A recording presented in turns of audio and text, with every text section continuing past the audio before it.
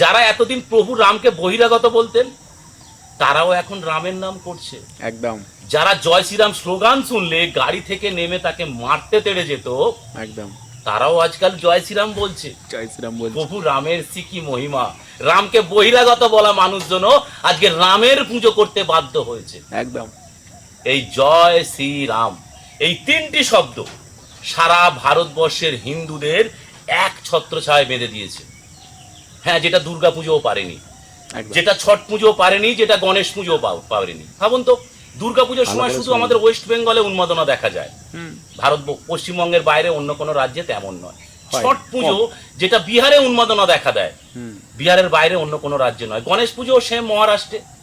কিন্তু দেখুন তো, রামের নামে এই রামনবমীতে গতকাল সারা ভারতবর্ষের হিন্দুরা রাস্তায় শোভাযাত্রায় নেমে জয় শ্রীরাম স্লোগান দিয়ে হিন্দুদের একতা দিচ্ছে। একদম হ্যাঁ, বর্তমানে সারা ভারতবর্ষের হিন্দুরা এই জয় শ্রীরাম স্লোগানের নাম করেই এক ছত্রছায়ায় বেঁধে গেছে। একদম আজকে রামের নাম ছাড়া ভারতবর্ষের রাজনীতিতে টিকে থাকা যায় না।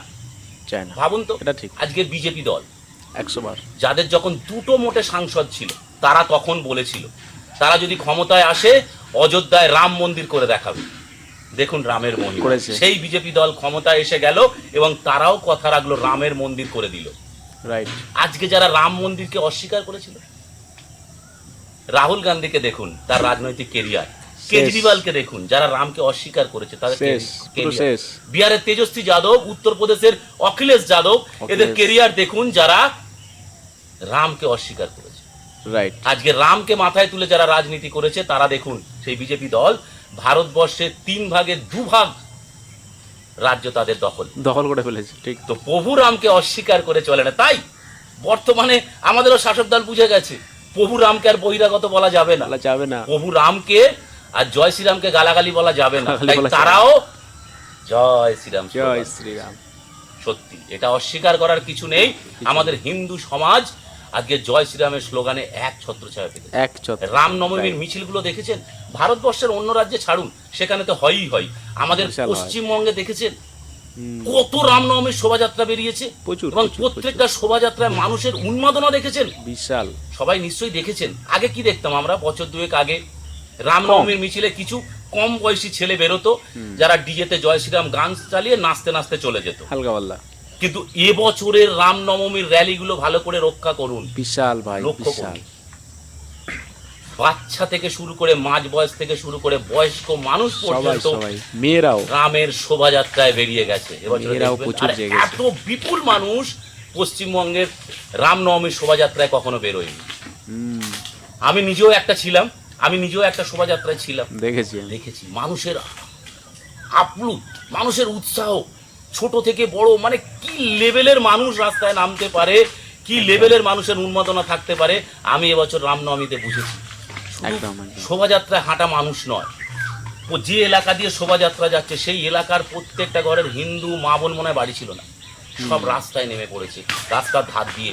তারা যে পরিমাণ উৎসাহ দেখাচ্ছে এবং শোভাযাত্রায় চলমান মানুষকে জল বাতাসা খাওয়াচ্ছে।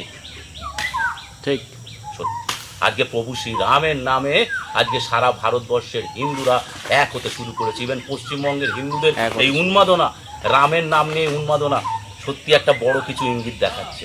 বিশাল বিশাল। তাই প্রভু রামের মহিমাকে অস্বীকার করা যাবে না। যারা প্রভু রামকে বহিরাগত বলতেন তারাও আজকে রামের নাম, রাম ছাড়া গতি নেই, রাম নাম ছাড়া গতি নেই, রাম নাম ছাড়া গতি। জয় শ্রীরাম, জয় শ্রীরাম।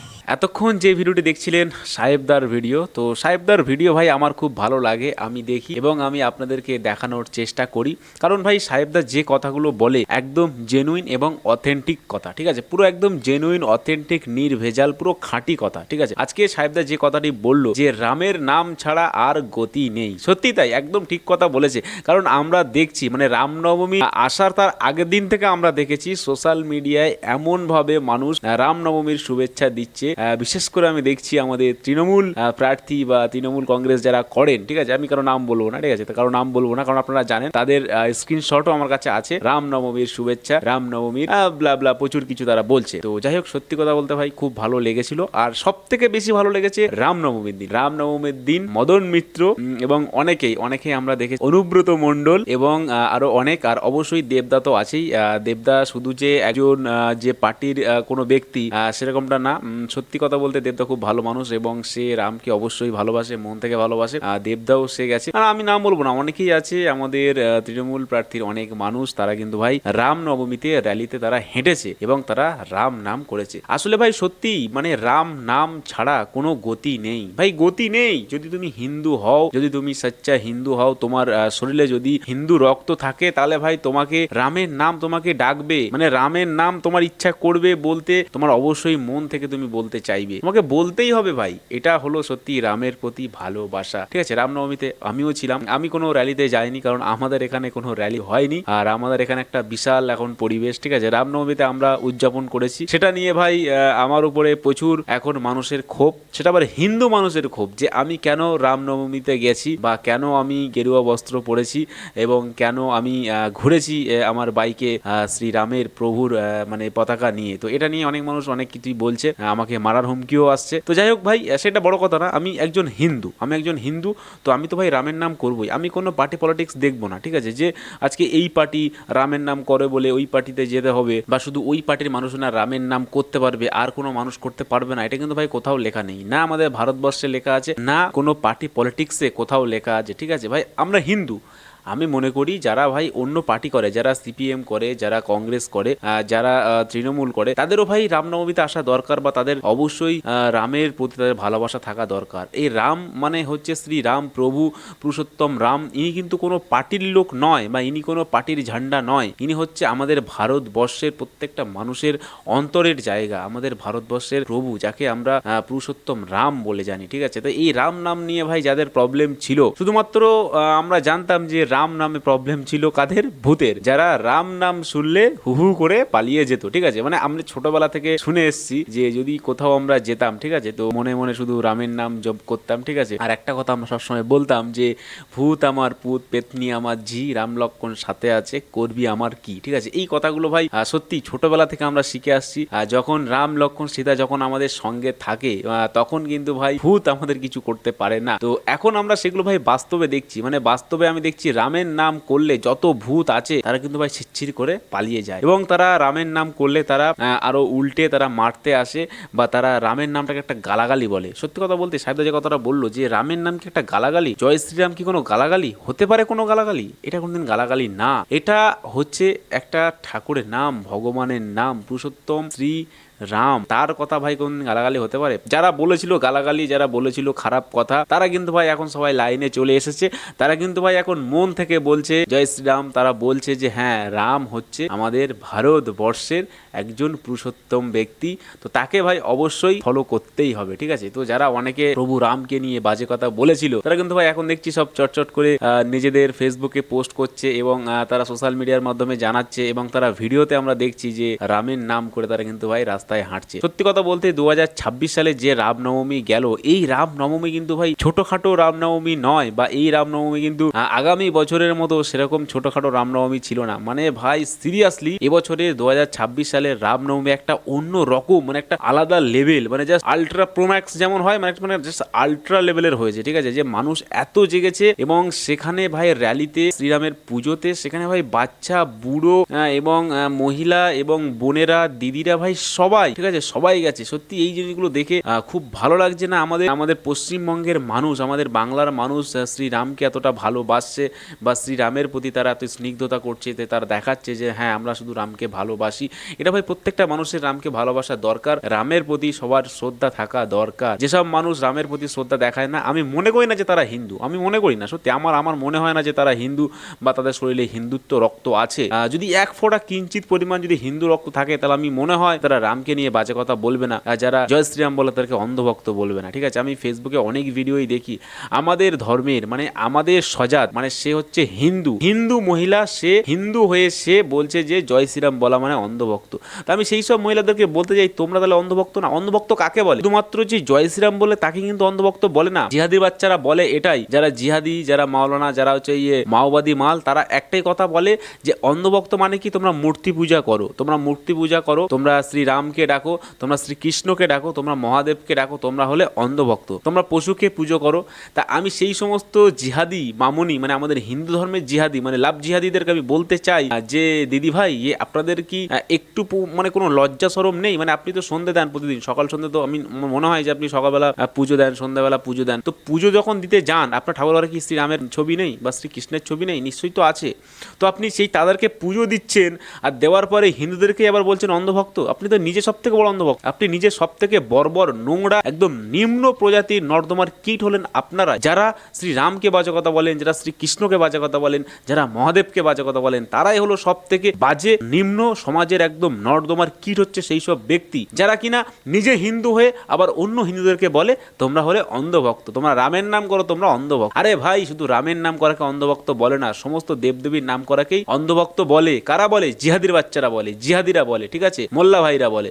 তো সেই মোল্লা ভাইদের কথা শুনে তুমি সুরে সুরে তাল মিশিয়ে দিচ্ছ আর দিয়ে তুমি নিজের সজাত মানে নিজের ভাইদের, নিজের বোনদেরকে তোমরা অন্ধভক্ত বলছো। তোমাদের আমি জানি না তোমরা এই চটি চেটে বা কি চেটে খাও, না গু চেটে খাও, না মুখ চেটে খাও, আমি জানি না, খেয়ে তোমাদের সংসার চলে যাচ্ছে, যাক তাতে কোনো প্রবলেম নেই, কিন্তু ভাই নিজের ধর্মকে ছোট করার চেষ্টা করো না, নিজের ধর্মকে নিজের দেবদেবীকে ছোট করার চেষ্টা একদমই করো না। এগুলো বাজে এবং এগুলো নোংরা এবং এগুলো বর্বর। যারা ভাই রামকে বাজে কথা বলেছিল তারা বুঝে গেছে যে পুরুষোত্তম রাম ছাড়া কোনো আর গতি নেই, রাম নাম ছাড়া আর কোনো গতি নেই, তারা বুঝেই গেছে, ঠিক আছে। সাহেবদা যে কথাগুলো বলছিল, যারা ভাই রামের বিরুদ্ধে ছিল, জয় শ্রীরামকে যারা খিস্তি মারতো, তারা আজ কোথায়? তাদের কেরিয়ার কোথায়? তাদের কেরিয়ার নেই। রাহুল গান্ধী শুরু করে মানে যারা ছিল মানে যত বড় বড় তাবড় নেতা ছিল ভারতবর্ষে, যারা একটা সময় ভারতবর্ষ কাঁপিয়েছে, তারা এখন কোথায়? তারা এখন ফুস হাওয়ালি মানে ভাই তারা মানে হিন্দু জাতিকে ছোট করেছে, শ্রীরামকে ছোট করেছে, পুরুষোত্তম রামকে ছোট করেছে। তাহলে ভাই তারা আর কি করে তারা ক্ষমতায় থাকবে ভাই? আজকে আমাদের ভারতবর্ষে যদি রাম নাম না থাকে, মহাদেবের নাম যদি না থাকে, শ্রীকৃষ্ণের নাম যদি না থাকে, তাহলে ভাই বেকার। তাহলে এই ভারতবর্ষ থাকা আর এই ভারতবর্ষের আমরা হিন্দু হয়ে থাকাটাই বেকার, মানে এর কোনো মূল্য নেই, জাস্ট মূল্যহীন। তো সেজন্যই আমি বলবো যে তোমরা যারা আমাদের ধর্মকে ছোট করছো বা আমাদের ধর্মের হয়ে, হিন্দু ধর্মের হয়ে হিন্দু ধর্মটাকে ছোট করছো, তারা ভাই আর নিজের খারাপ দিন বা নিজের বাজে ভবিষ্যৎ ভাই ডেকে এনো না, ঠিক আছে। একদিন না একদিন ঠিক তুমি এর শাস্তি পাবে। কিন্তু আমরা যেহেতু ভাই মানুষকে ভালো করার চেষ্টা করি আমাদের ভিডিওর মাধ্যমে, তাই আমি বলবো যে ভাই আর নিজের খারাপ দিন ডেকে আনবেন না। যদি পারেন রামের নামে খারাপ কথা বলবেন না, ঠিক আছে, ভালো কথাও বলবেন না, খারাপ কথাও বলবেন না। খারাপ কথা বলার আপনার অধিকার নেই। আর ভালো কথা যদি নাই বলতে পারেন, খারাপ কথা বা কেন আপনি বলবেন? খারাপ কথা বলার অধিকার আপনার নেই। আপনি ভালো কথা আপনার বলার দরকার নেই, কেউ আপনাকে জোর করবে না যে আপনি জয় শ্রীরাম বলুন বা আপনি রামের নামে ভালো কথা বলুন। কিন্তু তাই বলে আপনাকে খারাপ কথা বলার অধিকার কিন্তু কেউ দেয় না, ভারতবর্ষের মানুষ দেয় না, প্রত্যেকটা হিন্দু কিন্তু আপনাকে সেই অধিকারটা দেয় না। আপনি হিন্দু বলেই যে আপনাকে ছেড়ে দেবে বা হিন্দু বলেই যে আপনি হিন্দুদের হয়ে বাজে কথা বলবেন, সেই দিন কিন্তু আর নেই জিহাদে মামুনি, সেই দিন আর নেই। তো এই সমস্ত থেকে বেরিয়ে আসুন অবশ্যই। যারা ভুল বলেছিল, যারা এটাকে খিস্তি বলেছিল, তারা বুঝে গেছে, তারা নিজেদের কর্মের ফল পেয়ে গেছে। তো তারা এখন সেই রামের নামেই হাঁটছে, সেই রামের নামের পথে তারা হাঁটা শুরু করে দিয়েছে। তো সবাইকে আমি বলবো, আমার বারবার বোঝানোর দরকার নেই, তবে আমি এটাই বলবো যে রামের নাম নিন, অবশ্যই আপনার শান্তি হবে এবং আপনার আত্মার শান্তি হবে। কারণ আমাদের হিন্দু ধর্মে যেটা আছে, আমরা জানি যে আমাদের ধর্মে কেউ মরে গেলে মানে মৃত মানুষ, তার শ্রাদ্ধতে অবশ্যই রামায়ণ গান দেওয়া হয়, রামের গান দেওয়া হয়। কার গান? শ্রীরাম পুরুষোত্তম রামের গান দেওয়া হয়। যে সমস্ত জিহাদিকারা জানে হিন্দু ধর্মে আমাদের কি গান দেওয়া হয়, রামায়ণ না দিলে উদ্ধার হয় না, রামায়ণ না দিলে গঙ্গা প্রাপ্তি হয় না সেই মানুষটার। আর তারাই কিনা বলে রাম বাজে, রাম খারাপ, রাম হচ্ছে খিস্তি, রাম নাম মানে খিস্তি। তাহলে ভাই তোমার বাড়িতে কেউ মরে গেলে তুমি কেন রামায়ণটা দাও? এই কথাটা আমাকে বলো, কেন তুমি সেই মানুষটাকে স্বর্গগতি প্রাপ্ত করতে, গঙ্গা প্রাপ্ত করতে কেন তুমি তাহলে সেই তোমার বাড়িতে তুমি রামায়ণ নামটা দেবে? আমি এইটাই বলবো সমস্ত হিন্দু ধর্মের মানুষদের, যদি তোমাদের রাম নামে অ্যালার্জি থাকে,